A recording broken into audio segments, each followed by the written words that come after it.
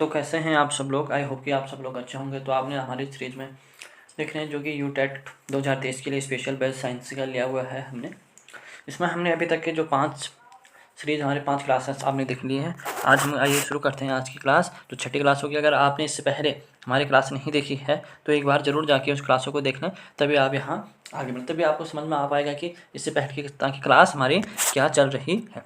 तो आइए शुरू करते हैं। आज का पहला क्वेश्चन है, बल गुणनफल होता है किसका, क्या होता है, यानी कि एफ क्या होता है, यानी फोर्स क्या होता है, एम क्या, एम इंटू ए, यानी कि मास इंटू एक्सीलरेशन या त्वरण क्या होता है। जो बल किसका गुणनफल होता है, त्वरण का होता है, यानी क्या कह सकते हैं, mass into acceleration is called क्या, बल कह सकते हैं। नेक्स्ट क्वेश्चन है, आनुवंशिकता या विभिन्नता के बारे में जानकारी देने वाले वनस्पति विज्ञान की शाखा को क्या कहते हैं, आनुवंशिक, यानी कि क्या कहते हैं, जेनेटिक्स कहा जाता है, जिसमें क्या कहता है हेरिडिटी तथा हेरिडिटी के बारे में जो वो मिलते हैं हम क्या कहते हैं, उसे जेनेटिक्स कहते हैं।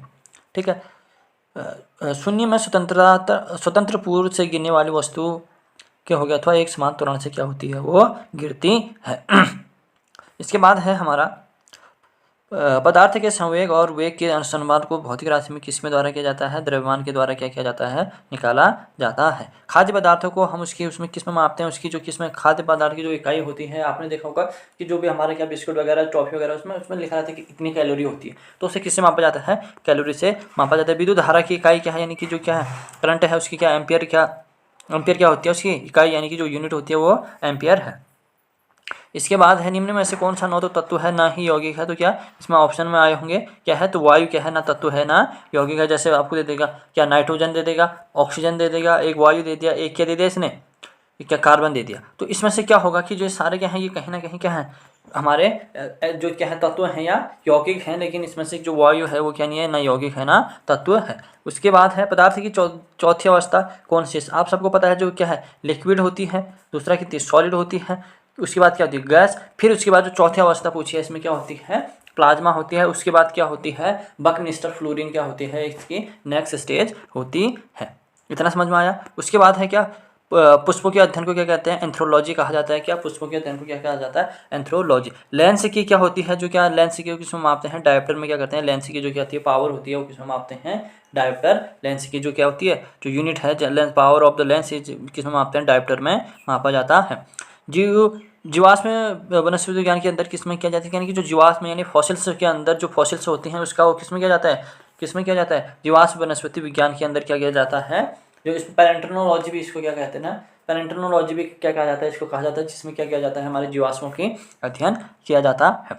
डेसिबल किससे मापने के लिए प्रयोग होता है, ध्वनि की जो क्या होती है मात्रक होता है वो क्या होता है, डेसिबल। उसे भी किसे नोट करते हैं, कितने करते हैं ये। और डेसिबल जो क्या है 45 डिग्री जो डेसिबल है, 45 डिग्री डेसिबल जो क्या है WHO ने क्या किया है, माना हुआ है कि जो ये है जो ह्यूमंस के कान है उसके लिए जो सबसे सफिशिएंट जो वॉइस है उसे क्या मानते हैं हम, 45 डेसिबल माना जाता है। लेकिन साइंस के अनुसार क्या होता है, जब क्या कितनी से लेके 20 डेसिबल से लेके 80 डेसिबल की ध्वनि को क्या कहा जाता है, शून्य लय ध्वनि कहा जाता है। अगर इसके बाद यानी कि 80 डेसिबल से ज़्यादा अगर ध्वनि है तो उसको हम या तो क्या कहेंगे, या तो शोर कहेंगे, या उसे यार जो हमारे क्या ध्वनि प्रदूषण है उस ध्वनि प्रदूषण हम उसको कह सकते हैं। उसके बाद है चुंबकीय तरंग कैसी होती है, रेडियो विद्युत चुंबकीय तरंग है, क्या है, रेडियो जो हमारे क्या है रेडियो तरंग है वो क्या है, विद्युत चुंबकीय तरंग है। उसके बाद क्या है, स्वतंत्रता लटकाने पर वस्तु की कुल ऊर्जा क्या रहती है, कांस्टेंट रहती है। अगर मैंने क्या कर दिया, इस वस्तु को लगा दिया, सपोज करो कि इसकी कितनी है, एक ही जिसका वेट, अब कितना होगा, इसकी जो कांस्टेंट ही रहेगी, जितना है उतना ही क्या रहेगी। परमाणु विद्युत कैसे होते हैं, उदासीन होते हैं, किसी परमाणु पर क्या नहीं होता, विद्युत का कोई प्रभाव नहीं पड़ता है। इलेक्ट्रॉन की खोज किसने करी थी, थॉमसन ने। मैंने पहले वीडियो में आपको बताया था कि क्या ईंट पर नाच करके जो मैंने वो बताया था, उस पर क्या था, ईंट पर नाच करके मैंने बताया था। इलेक्ट्रॉन की खोज किसने, टॉमसन या थॉमसन आपको यहाँ पे मिलता है। उसके बाद क्या, परमाणु की खोज किसने, रदरफोर्ड ने। नाच मीन्स न्यूट्रॉन, और किसने करी थी, चैडविक ने क्या करी थी, इसकी खोज करी हुई थी। ठीक है। उसके बाद हमारा नेक्स्ट क्वेश्चन है हमारा, जीव द्रव्य के पृथक्करण एवं संयोजन से संबंधित विज्ञान की शाखा को क्या कहते हैं, टिश्यू कल्चर कहते हैं। टिश्यू कल्चर में क्या होता है कि छोटे छोटे क्या होते हैं, जो प्लांट टिश्यू लिया जाता है, टिश्यू क्या है जो सिमिलर सेल्स आपस में मिलते हैं तो उसे क्या कहते हैं, टिश्यू कहते हैं। उसकी जब आपस में मिलकर क्या होती हैं, उसको आपस में कलेक्ट किया जाता है, उसे जो पृथक किया जाता है उसी को क्या कहते हैं, टिश्यू कल्चर कहते हैं। ठीक हो गया। क्वार्ट्ज घड़ी के किसके सिद्धांत पर विद्युत क्या दाब विद्युत प्रवाह के सिद्धांत पर क्या करते हैं, जो क्वार्ट्ज घड़ियाँ रहती है वो काम करती हैं। नेक्स्ट है, न्यूटन के प्रथम नियम को क्या नियम कहा जाता है? मैंने देखिए इससे पहले क्लास में भी मैंने बताया हुआ कि क्या इसको क्या कहते हैं, जड़त्व का नियम भी कहते हैं। क्योंकि जड़त्व क्या है कि जब कोई वस्तु क्या करती है, अगर चल रही है, मूव है, तो वो क्या करते हैं, मूव होते रहेगी, ऐसा करना चाहेगी, और या विराम अवस्था में है तो विराम अवस्था में ही रहना चाहेगी, इसलिए इसे क्या कहते हैं, जड़त्व का नियम भी कहते हैं। ठीक है।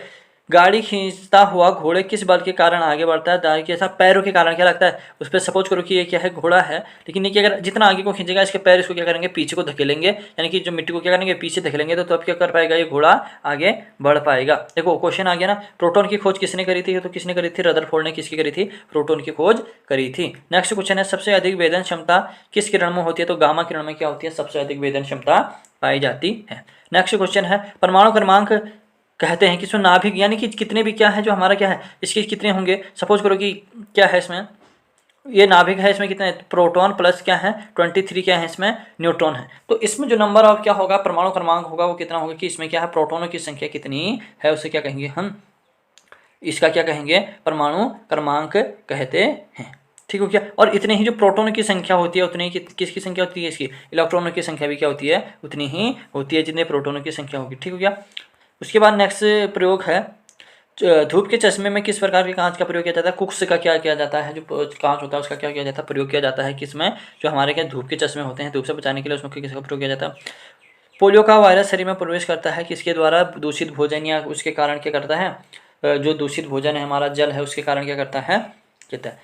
ठीक हो गया। मस्तिष्क की जो क्या होती है, बीमारी को पहचानने के लिए किसका ई जी क्या होता है, इलेक्ट्रोकार्डियोग्राफ जो होता है उसके माध्यम से क्या करते हैं हम, मस्तिष्क में जितने भी क्या है प्रॉब्लम है उसके बारे में कराया जाता है। निद्रा रोग किसके कारण होता है? ट्रिपोसोमा नामक क्या एक जिसके आता है, नींद क्या आती है, बार बार आती है। ये क्या है, एक हेट्रोट्रॉप्स यानी कि क्या है, पैरासाइट जो क्या करता है, मनुष्य के दिमाग में आ जाता है। उसके बाद कौन सा जीवाणु तपेदिक क्या है, इससे होना शहद का प्रमुख घटक, शहद किसमें मिलता है? फ्रक्टोज में क्या होता है, बहुत बार मैंने 2 से 3 बार पेपर में देखा है, क्या ये बहुत बार पूछा है, शहद का घटक क्या है, तो क्या है, शहद का घटक है फ्रक्टोज। ठीक है, शहद का घटक क्या है, फ्रक्टोज है। मानव शरीर में विटामिन ए, ये बहुत बार ये क्वेश्चन भी इतने ज़्यादा इंपॉर्टेंट है कि कहा नहीं जाता, क्या विटामिन ए जो कहा रहता है मानव शरीर में क्या रहता है, यकृत में क्या रहता है, संचित रहता है। एक क्वेश्चन को घुमा के आ जाएगा कि मानव शरीर में कौन सा क्या रहता है, विटामिन संचित रहता है, तो वो कौन हो गया, विटामिन ए। और डी भी क्या रहता है, ह्यूमन जो क्या है शरीर में रहता है वो क्या रहता है, संचित रहता है।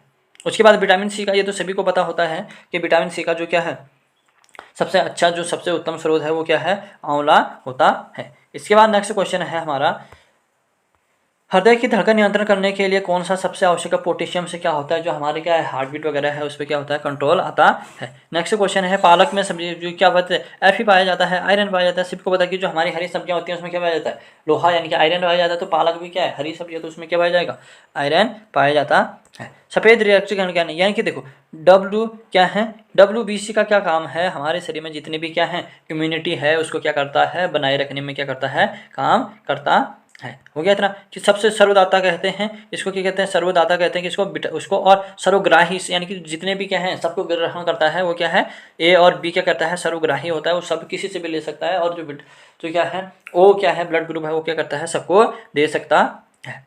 इतना समझ में आया। उसके बाद क्या कहते हैं, जो लोहा पाया जाता है वो सबसे ज़्यादा कहाँ पाया जाता है, हरी सब्जियों में पाया जाता है। जो आयरन होता है सभी को पता है कि जो क्या पाया जाता है, हमारा आयरन है वो कहाँ पाया जाता है, आयरन क्या हो जाता है, जो हरी सब्जियाँ हैं उसमें पाया जाता है। नेक्स्ट क्वेश्चन है, मानव शरीर में पाचन का अधिकांश भाग किस उसमें होता है? सबको पता है, जो स्मॉल इंटेस्टाइन है वो किसमें पाया जाता है, सबसे ज़्यादा क्या होता है, जो खाने का जो क्या हो रहा है पचेगा वो कहाँ पचेगा, हमारी छोटी आंत में पचेगा। ठीक है क्या। नेक्स्ट क्वेश्चन है, निम्नलिखित में से कौन सा मनुष्य के शरीर में नए तत्वों को पौष्टिक यानी कि प्रोटीन, क्यों, जो हमारी आपको पता है प्रोटीन क्या है, बॉडी बिल्डिंग फूड है भाई, वो क्या करता है, बॉडी बिल्डिंग बनाता है टिश्यू, तो बॉडी हमारे शरीर में क्या करे, उनको बनाएगा, तो क्या करेगा, पनीर में क्या पाया जाता है, प्रोटीन पाया जाता है, तो क्या करेगा, उसको बढ़ाएगा।